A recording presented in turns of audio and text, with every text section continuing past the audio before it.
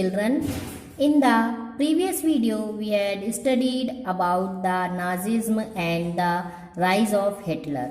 And in this video, we will study about the Nazi world view. So, students, Nazi ideology was synonymous with Hitler's worldview. According to there was no equality between people, but only a racial hierarchy. In this view, blonde, blue-eyed, Nordic German Aryans were at the top, while Jews were located at the lowest rung. Hitler racism borrowed from thinkers like Charles Darwin and Herbert Spencer. Darwin was a natural scientist who tried to explain the creation of plants and animals through the concept of evolution and natural selection. Herbert Spencer later added the idea of survival of the fittest. According to this idea, only those species survived on Earth that could adapt themselves to changing climatic conditions. We should bear in mind that Darwin never advocated human intervention in what he thought was a purely natural process of selection. However, his ideas were used by racist thinkers and politicians to justify imperial rule over conquered people. The Nazi argument was simple: the strongest race would survive and the weak ones would perish. The Aryan race was the finest. It had to retain its purity, become stronger and dominate the world.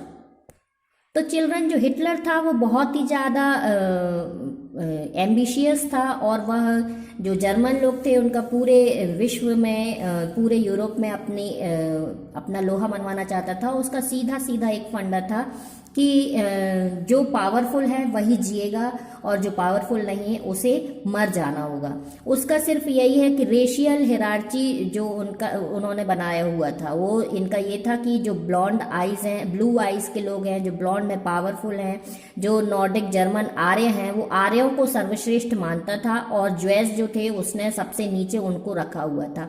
फिर उसके बाद उसने ये philosophy किससे ली हुई थी? जो thinkers थे चार्ल्स डार्विन और स्पेंसर, उनका ये मत था. वो नेचुरल साइंटिस्ट थे डार्विन, और उनका ये मत था कि जो प्लांट्स और एनिमल हैं वो नेचुरल सिलेक्शन से जन्मते हैं और एक समय के बाद वो डेड हो जाते हैं. और इसके बाद हर्बर्ट स्पेंसर ने इसमें एक और आइडिया जोड़ दिया कि जो फिट रहेगा वही जिएगा. तो जो हिटलर था उसने इस व्यू को, जबकि डार्विन ने और स्पेंसर ने कहीं भी नहीं कहा कि इसमें ह्यूमन का कोई इंटरफियर रहेगा, उसके बाद भी जो हिटलर था उसने इसे अपनी तरह से जस्टिफाई कर लिया इस डेफिनेशन को, और उन्होंने बोल दिया कि जो पावरफुल होगा और जो स्वस्थ होगा, स्ट्रॉन्गेस्ट होगा, उसे ही इस धरती पर जीने का अधिकार है. अदरवाइज जो इस लायक नहीं है, जो पावरफुल नहीं है या जो वीक है, उन्हें इस धरती पर जीने का अधिकार नहीं है. इस तरह से वो तो आर्यों को भी, जो वीक थे उन आर्यों को भी वह जीने का अधिकारी नहीं समझता था और बहुत बड़ी संख्या में वह हत्याकांड करवा देता था.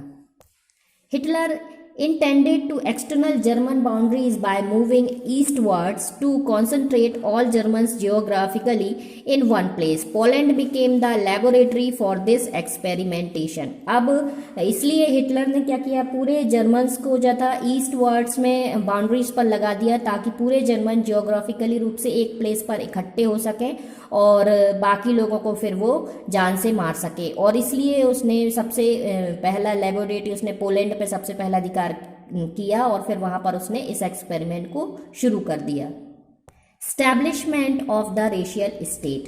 Once in power, the Nazis quickly began to implement their dream of creating an exclusive racial community of pure Germans by physically eliminating all those who were seen as undesirable.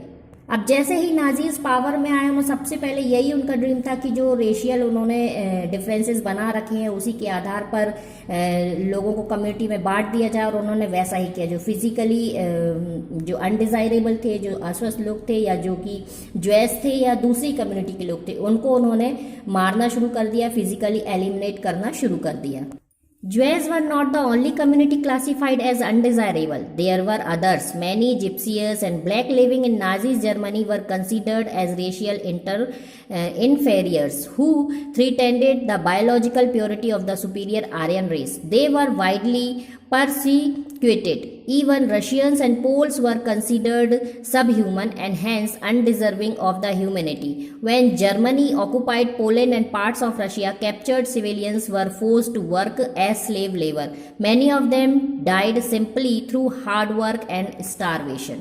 अब सिर्फ ज्यूस को ही नहीं, सिर्फ यहूदियों को ही नहीं वह undesirable मानते थे, इसके साथ साथ वो बहुत सारे जिप्सीज भी थे और यहाँ तक कि खुद जर्मनी के लोग भी थे जो कि वीक थे या जो किसी भी कारण से स्वस्थ नहीं थे, तो उनको भी जो नाजीज थे वो ये कहते थे कि इनको जीने का अधिकार नहीं है। सिर्फ वो स्वस्थ लोगों को और प्योर बायोलॉजिकल जो प्योर है और स्वस्थ है उन्हीं लोगों को वो जीने का अधिकार देना चाहता था। और यहाँ तक कि उसने रशियन और पोल्स जो थे उनके साथ भी बहुत ही बदतर व्यवहार किया और मतलब उनको मनुष्य ही नहीं समझते थे, मनुष्य से भी नीचे उनको दर्जा दिया गया। और बहुत सारे लोग पोलैंड पर अधिकार करने के बाद वहाँ पर जो रह रहे थे उनको खदेड़ दिया गया ताकि वहाँ पर जर्मन के लोगों को वहाँ पर स्थापित किया जा सके, और जो नहीं जा पाए तो उनको स्लेव लेबर के रूप में उनको रख लिया गया और उनके साथ इतना अत्याचार किया गया, इतना हार्ड वर्क किया गया कि या तो वो हार्ड वर्क से मर गए या फिर वो भूख से तड़प तड़प कर मर गए। From 1933 to 1938, the Nazis terrorized, pauperized and segregated the Jews, compelling them to leave the country. The next phase, 1939 to 1945, aimed at concentrating them in certain areas and eventually killing them in gas chambers in Poland. अब 1933 से 1938 तक Nazis ने सबसे पहले तो terrorise का काम किया और इसके बाद उन्होंने ज्यूस के साथ, जो यहूदी थे उनके साथ बहुत ही बदतर व्यवहार किया, उनको कंट्री से भगाने की पूरी तरह से कोशिश की और फिर उनको ये बोल दिया कि यहाँ से जाओ। और इसके बाद 1939 से 1945 तक उन्होंने एक एम बनाया कि इनको धरती से ही समाप्त कर दिया जाए और सिर्फ नाजीज इस धरती पर रहें।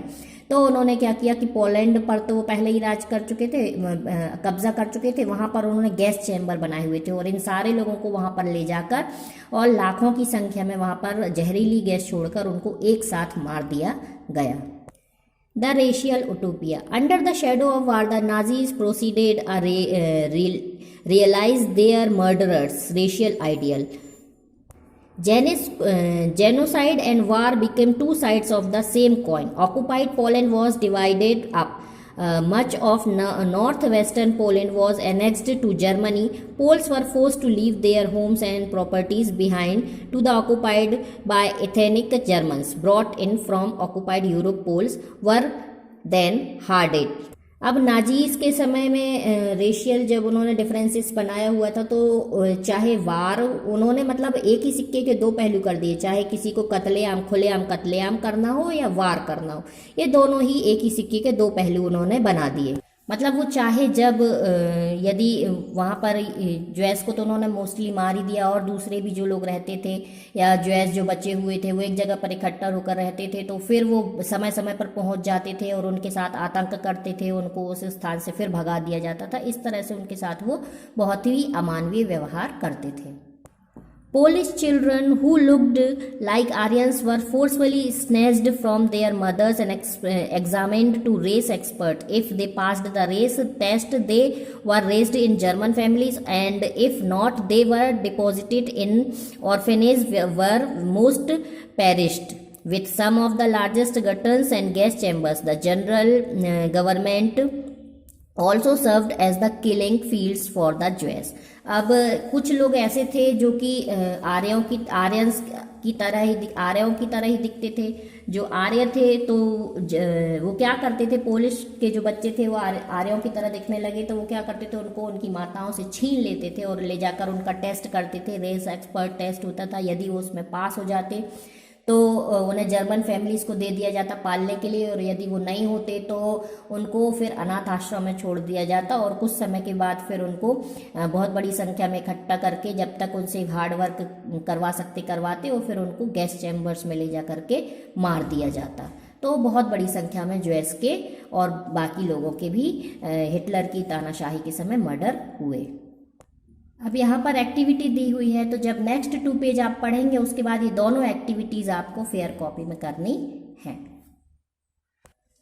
You can see here steps to death. आप यहाँ पर स्टेप्स टू डेथ देख सकते हैं, स्टेज 1, स्टेज 2, इस तरह से आप स्टेजेस यहाँ पर देखेंगे। उसको अच्छी तरह से रीड करें और रीड करने के बाद वो जो एक्टिविटी अभी मैंने बताया उसे आपको इसमें करना है।